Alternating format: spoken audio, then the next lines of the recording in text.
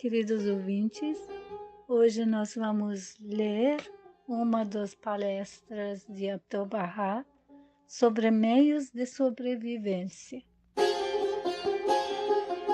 Um dos mais importantes princípios de Baha'u'lláh é o direito de todos os homens ao pão de cada dia, essencial à sua vida, ou à igualdade dos meios de subsistência.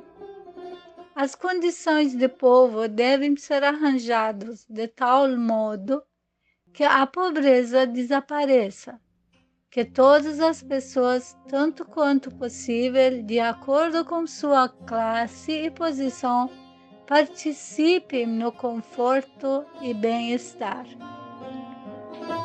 Vemos entre os homens excessivamente ricos, de um lado, e de outro, desfortunados, entregues aos rigores da fome.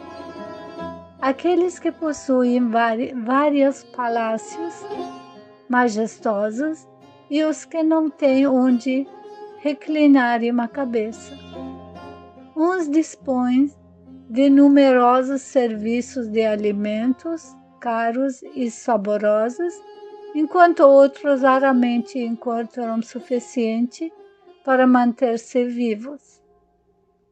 Enquanto uns usam roupas de veludo, de peles e de linha fino, outros têm vestimentos pobres e rotas, insuficiente para protegê-los do frio. Esse estado de coisa é injusto e deve ser remediado. Porém, o remédio deve ser cuidadosamente administrado. Não deve ser aplicado no sentido da absoluta igualdade entre os homens. A igualdade é uma quimera, é inteiramente impraticável. Mesmo que a igualdade pudesse ser atingida, não poderia continuar. E se sua existência fosse possível, a ordem total do mundo seria destruída. A lei da ordem deve sempre prevalecer no mundo da humanidade. O céu assim decretou na criação do homem. Uns são cheios de inteligência, outros possuem inteligência vulgar, e ainda outros são desprovidos de intelecto. Nessas três classes de indivíduos há ordem, mas não igualdade. Como seria possível que a sabedoria e a estupidez fossem iguais? A humanidade é semelhante a um grande exército. Requer um general, capitão, suboficial e soldados, cada qual com seus deveres determinados. A hierarquia é absolutamente necessária para assegurar uma organização bem ordenada. Um exército não pode ser composto unicamente de generais ou de capitães apenas, nem tão somente de soldados, sem alguém de autoridade. O resultado inevitável nessa hipótese seria a desordem e a desmoralização para o exército inteiro. O rei Licurgo, o filósofo, fez um grande plano para estabelecer igualdade entre seus súditos de Esparta. Com sacrifício e sabedoria começou a experiência. Então convocou os súditos do reino e, sob solene juramento, fê-los prometerem manter a mesma ordem de governo, se ele deixasse o país, e nada alterar até seu retorno.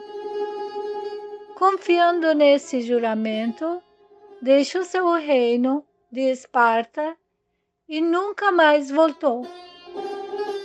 Licurgo abandonou a situação, renunciando à sua alta posição, julgando conseguir o bem permanente do seu país pela equalização de propriedades e das condições da vida em seu reino. todo o sacrifício do rei foi em vão. Após certo tempo, tudo foi destruído. Sua constituição, cuidadosamente meditada, chegou a fim. A inutilidade de tal esquema ficou demonstrada e a impossibilidade de atingir iguais condições da existência foi proclamado no antigo reino de Esparta. Em nossos dias, tentativas idênticas seria igualmente condenada ao fracasso. Sendo alguns excessivamente ricos e outros lamentavelmente pobres, certamente é necessário uma organização para controlar e melhorar esse estado de coisas. É importante limitar a riqueza, como também é de importância limitar a pobreza. Nenhum extremo é bom. Situar-se no meio é mais desejável. Se é razoável que um capitalista possui grande fortuna, é igualmente justo que o operário tenha suficientes meios de existência.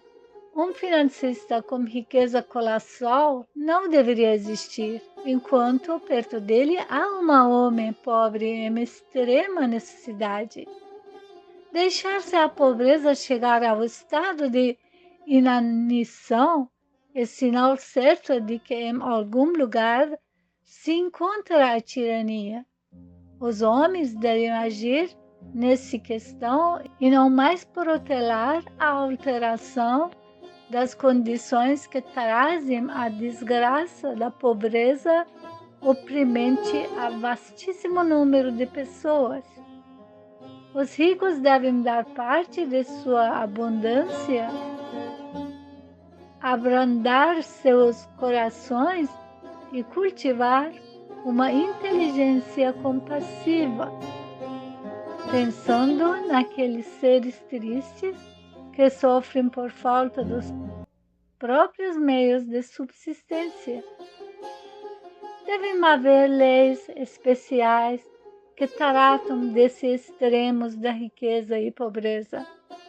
Os governantes, quando estão organizando planos para dirigirem os povos, devem considerar as leis de Deus. Os direitos gerais da humanidade devem ser protegidos e preservados.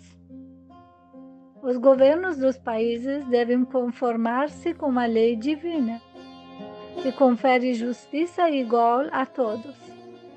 Este é o único meio pelo qual podem ser abolidas a deplorável superabundância da grande riqueza e a miserável, desmoralizante e degradante pobreza. Até que isso seja feito, a lei de Deus não será obedecida.